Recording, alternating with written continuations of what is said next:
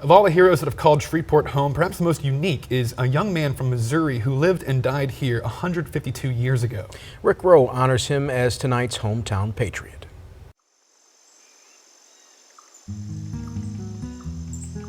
They are all buried here under the great monuments of granite, the Levees, the Fosters, the founding fathers of Shreveport. And yet, here too is a young man from Missouri, a Yankee soldier, who may be the most honored among them all.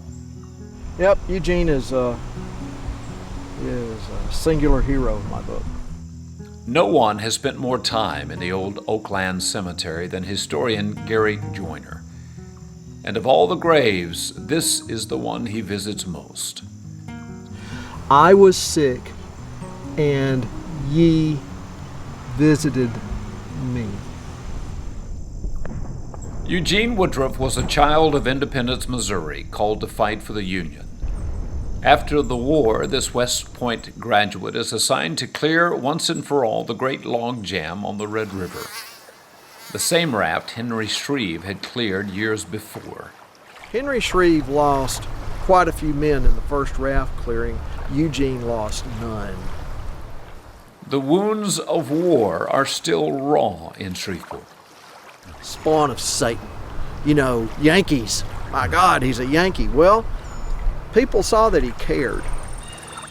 By the late summer of 1873, the raft clearing is proceeding nicely, but then people begin to die.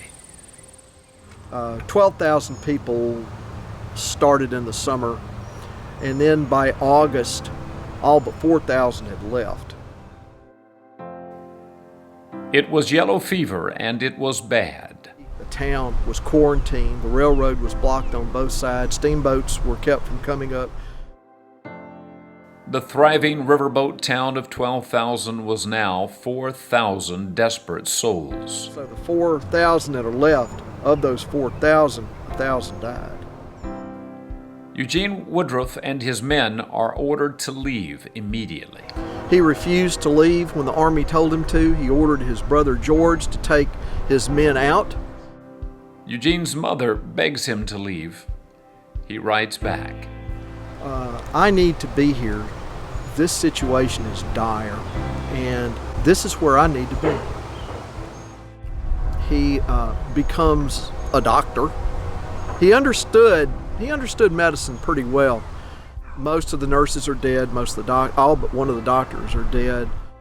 On September 29th, Eugene wakes up and he's fine. Sometime that morning, he began getting symptoms, and he was dead at 9 o'clock that night. Deaths are so frequent that nearly 800 have been buried in a mass grave called the Yellow Fever Mound. But Lieutenant E.A. Woodruff has made an impression. At his burial, most of the town comes to pay respect. So many different people wrote about him and how he was and what he did, and that he cared, and the city wanted to show that we cared back. 60 years later, in 1933, the city of Shreveport invites George Woodruff back for a rededication of his brother's grave. But when you look at what is normally referred to as the common man, he is a most uncommon man.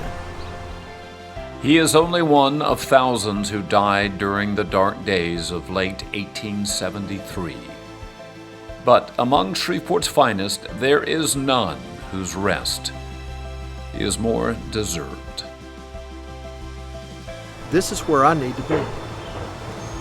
And that's why when he dies, his mother says he wanted to be there. Let him rest there.